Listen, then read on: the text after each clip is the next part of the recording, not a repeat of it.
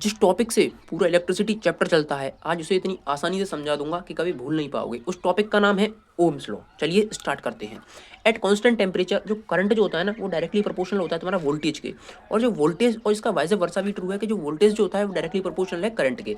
जब तुम क्या करोगे कि जो ये प्रोपोर्शनलिटी का साइन है, जब तुम इसे हटा दोगे तो एक कांस्टेंट आएगा जिसका नाम है रेजिस्टेंस। अब हमारा एक फॉर्मूला बन के तैयार होता है कि V बराबर आई इंटू आर। देखो जो V है इसको हम पोटेंशियल डिफरेंस बोलते हैं। इसकी जो ऐसा यूनिट होती है वो V वोल्टेज होती है।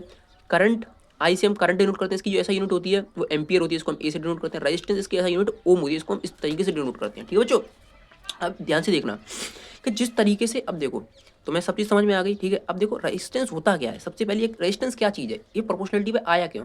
तो रेजिस्टेंस एक ऐसी चीज़ है जो करंट को अपोज करती है। जिस तरीके से तुम्हारा दोस्त तुम्हें आगे बढ़ने से अपोज करता है, उसी तरीके से रेजिस्टेंस करंट को अपोज करती है। जैसे जैसे रेजिस्टेंस बढ़ेगा उस तरीके से हमारा करंट जो है वो कम होता जाएगा। अब देखो यहाँ से कुछ फॉर्मूले भी बनते हैं कि आई बराबर V अपॉन आर और आर बराबर V अपॉन आई, जो कि बहुत ज़्यादा मोस्ट इंपॉर्टेंट है। ठीक है, अब एक बात और ध्यान रखना कि करंट जो होता है वो इन्वर्सली प्रोपोर्शनल होता है किसके, रेजिस्टेंस के, जो इस फॉर्मूले से हम डराइव ऊपर देख रहे हैं। ठीक है, और यहाँ पे करंट जो होता है ना वो डायरेक्टली प्रोपोर्शनल होता है वोल्टेज के। ध्यान रखना। अब देखो इसका मतलब क्या होता है इन्वर्सली और डायरेक्टली का।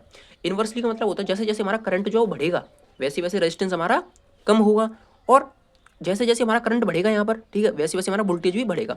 मतलब इन्वर्सली का मतलब बढ़ेगा तो कम होगा, और डायरेक्टली का मतलब बढ़ेगा तो बढ़ेगा। ठीक है बच्चों, अब देखो सबसे मोस्ट इंपॉर्टेंट आता है हमारा 1 ओम। 1 ओम क्या है, 1 ओम एक resistance, 1 ohm is the resistance of the conductor such that when potential difference 1 volt is applied to its end of the current of flow of 1 ampere. मतलब इसका मतलब यह है कि 1 ओम एक रेजिस्टेंस ऑफ द कंडक्टर है, ठीक है, जिसमें हम 1 वोल्ट पोटेंशियल डिफरेंस को अप्लाई करते हैं तो वो 1 एम्पियर करंट फ्लो करा देता है। ठीक है, अब देखते हैं graph between I versus B. अब देखो इसका ग्राफ हम कैसे, कि आई जो डायरेक्टली प्रोपोर्शनल है वी के, जब डायरेक्टली प्रोपोर्शनल आ रहा है तो देखो y बराबर एम एक्स प्लस सी होता है। ठीक है ना, अगर ये तुमने नहीं पढ़ा हो तो 11th में जाके पढ़ लोगे। y बराबर एम एक्स प्लस सी होता है, तो इसका जो ग्राफ आएगा वो स्ट्रेट लाइन आएगा।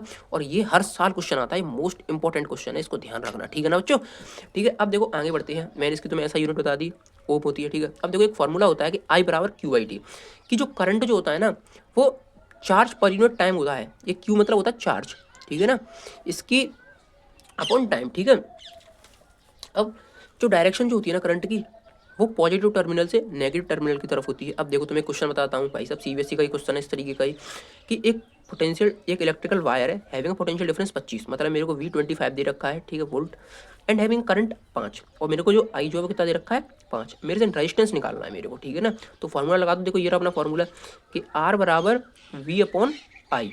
तो V मेरे को कितना दे रखा है 25, आई कितना दे रखा है 5। ठीक है, तो मेरा कितना आ गया रेजिस्टेंस मेरा 5। ठीक है ना, अब देखो कंडक्टर्स क्या होते हैं और इंसुलेटर्स क्या होते हैं। ठीक है, देखो कंडक्टर्स क्या होता है, जिससे करंट फ्लो कर जाता है, और इंसुलेटर जिससे करंट फ्लो नहीं करता। यहाँ से करंट फ्लो कर जाता है, यहाँ से करंट फ्लो नहीं करता। तो देखो एक इंपॉर्टेंट यहाँ से क्वेश्चन बनता है कि बताओ कंडक्टर में रेजिस्टेंस ज़्यादा होगा या कम होगा। ठीक है ना, और जब यहाँ से करंट फ्लो कर रहा है तो रेजिस्टेंस यहाँ कैसा होगा, कम होगा। जब यहाँ से करंट फ्लो नहीं कर रहा तो रेजिस्टेंस कैसा होगा, यहाँ ज़्यादा होगा। ठीक है ना, अब एक और आते हैं कि फैक्टर अफेक्टिंग रेजिस्टेंस। ऐसे कौन कौन से फैक्टर है जिसको रेजिस्टेंस अफेक्ट करता है, मतलब मैं क्या बढ़ा दूं तो क्या बढ़ जाएगा, तो रेजिस्टेंस बढ़ेगा या कम होगा, इस तरीके से।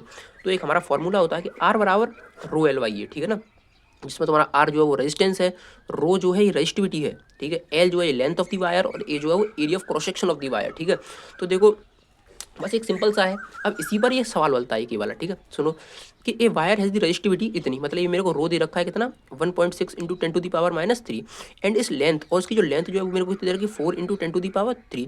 ठीक है, एंड इट्स एरिया वो मेरे को 6.4 दे रखा है। देन फाइंड रेजिस्टेंस, अब मेरे को रेजिस्टेंस निकालना है। तो देखो R बराबर रो एल बाई ए, मेरे को रो कितना दे रखा है कि 1.6 इंटू 10⁻³ एल कितना दे रखा है 4 इंटू 10⁻3 अपॉन ए कितना दे रखा है मेरे को 6.4। ठीक है ना, तो 10⁻³ से +3 कैंसिल आउट हो गया। ठीक है, और 16 4 64, तो ये कितना हो गया 6.4, इससे ये कट गया, मेरा R बराबर 1 ओम आ गया। ठीक है, वीडियो अच्छी लगी हो तो वीडियो को लाइक करें, अगर ओम्स लॉ समझ में आ गया हो तो कमेंट करें इलेक्ट्रिसिटी ईजी।